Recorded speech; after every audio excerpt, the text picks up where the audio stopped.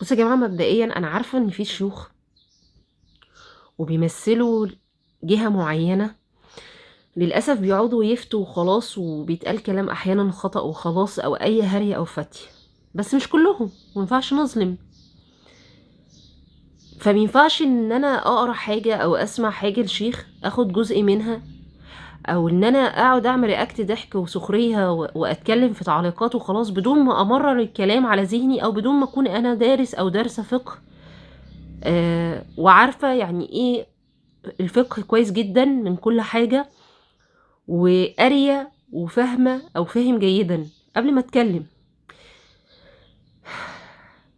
طبعا احنا مشكلتنا على السوشيال ميديا بقت حاجة قرف قوي، ان احنا بندخل على اي حد سواء شيخ حتى، أو سواء امر ديني او غير ديني، او مع اي حد نسخر ونتكلم ونتريق ونعمل رياكت ضحك وخلاص ونهينه وبس، ويبقى كل غرضنا بس كده. يعني في ناس فعلا يقينا متخصصة ومخصصة انها تتكلم باسلوب فيها جرح وسخرية وقلة ادب، وفي الاخر يقولك انا بقول رأيي او بنصح، او لا اصل الكلام ده خطأ. انا ما عنديش مشكلة خالص، او اكيد اي حد برضو محترم ومحترم ما عندهاش مشكلة ان انت تقول رأيك او حضرتك، او ان انت تقول حتى حاجة في الدين، بس تكون بس يعني بأدب واخلاق وبدون سخرية. يعني احنا بنعمل كده في بعض ليه؟ مش عارفة.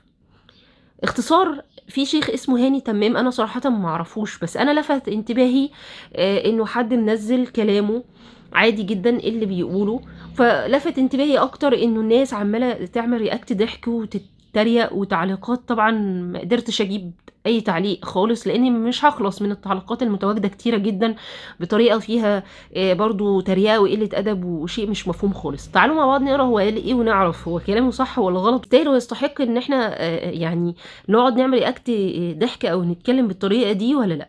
الشيخ مشكورا قال وتفضل: ينفع الست تصلي بالمنكير لو هي اتوضأت وبعد الوضوء حطت الطلاق ايا كان عازل او غير عازل، فصلاتها صحيحة، لأن الصلاة متعلقة بطهارة الثياب والبدن والمكان. ايه بقى المضحك في كده؟ ايه الغلط في كده؟ ايه الشيء الفقهي اللي الشيخ قاله في الكلام غلط؟ لان هو بيتكلم بطريقة فقهية عن دراسة فقهية.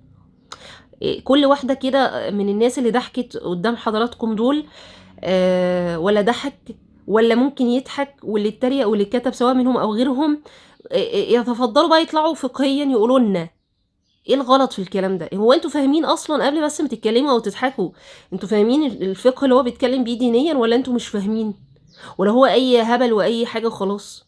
طبعا اكيد اي هبل واي حاجه خلاص. طب تعالوا كده نبسط الموضوع رغم ان كلامه واضح ومبسط. يعني حضرته قال ان اي بنت او ست ينفع ان هي تصلي وهي حاطه المونوكير. احنا قرينا الجملتين دول ولغينا طبعا كل الكلام الباقي، وكأنه لم يكن، وكأن الشيخ بيفتي وبيقول انه عادي جدا تحطي المونوكير او تتوضي والمونوكير محطوط يجوز لك وصلاتك صحيحه عادي مفيش مشكله، رغم ان هو ما قالش كده خالص، ومفيش شرع ولا فقه بيقول لنا كده خالص.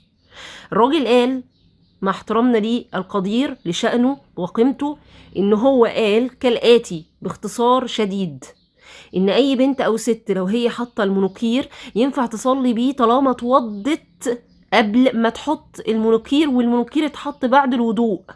يعني بالبلدي كده حضرتك وحضرتك، لو انا دلوقتي دخلت اتوضيت وانا هو مش حاطه اي حاجه، تمام، اتوضيت وضوئي طبعا صحيح. طيب دلوقتي انا اتوضيت بس ما صليتش وانا مش حاطه اي حاجه، دلوقتي مش حاطه اي منكير او اي شيء، وحطيته بعد الوضوء وما كنتش صليت، ها مش هينفع اصلي وانا حاطه المنكير؟ لا هينفع، وصلاتي صحيحه زي ما هو طبعا قال. ليه؟ علشان انا اتوضيت قبل ما احط المنكير، عشان انا قبل ما احط البتاع ده اهو المنكير اهو اتوضيت والله. طب انا لو اتوضيت بقى وانا حاطه اصلا المنكير ما كنتش اتوضيت قبل، لا وضوئي غير صحيح طبعا اساسا. فطالما وضوئي غير صحيح صلاتي اكيد طبيعي ان هي غير صحيحه وباطله، يعني منطقيا وفقهيا اهو وعقليا.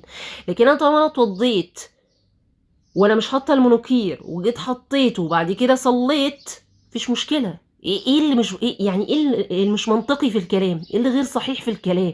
هتكون صلاتي بالعقل باطله ليه يعني؟ هيكون وضوئي حتى من الاول باطل ليه؟ هو انا حصل نقض للوضوء؟ ما حصلش. هو انا اتوضيت والمنكير محطوط؟ برضو لا. هو انا صليت وانا مش متوضيه؟ لا. هي المشكله عندكم كلها في الفهم العقيم ده لو في فهم يعني اساسا. احنا المشكله كلها عشان الراجل بس قرينا في وسط كلامه انه قال ان الصلاه صحيحه او مفيش مشكله ان انت حضرتك تصلي وانت حاطه منقير. هي دي كل المشكله، بس العقيمه الفظيعه. فبنينا ان هو ده الفقه وهو ده الشرع وهو الدين. احنا بنصطاد في اي كلام وخلاص، احنا بنصطاد في اي خطأ وخلاص، مع ان مفيش خطأ في كلامه، بس هو احنا كده، احنا اكترتنا كده بنقعد كده نتصيد لاي شيء وخلاص، ويبقى ده غلطان وده مش عارف ايه، ونعمل رياكت ضحك ونستفز الناس ونجرح في الناس وخلاص، زي ما بيحصل معايا بالظبط برضه في كتير. الراجل كلامه فقهيا وشرعيا لم يكن خاطئا. بطلوا مرض ونقص عندكم بجد والله العظيم.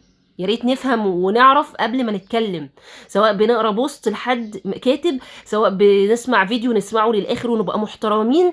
بلاش بقى تصيد الاخطاء وقله الادب اللي بتحصل سواء دينيا او غير دينيا عشان بس نجرح ونتكلم وخلاص.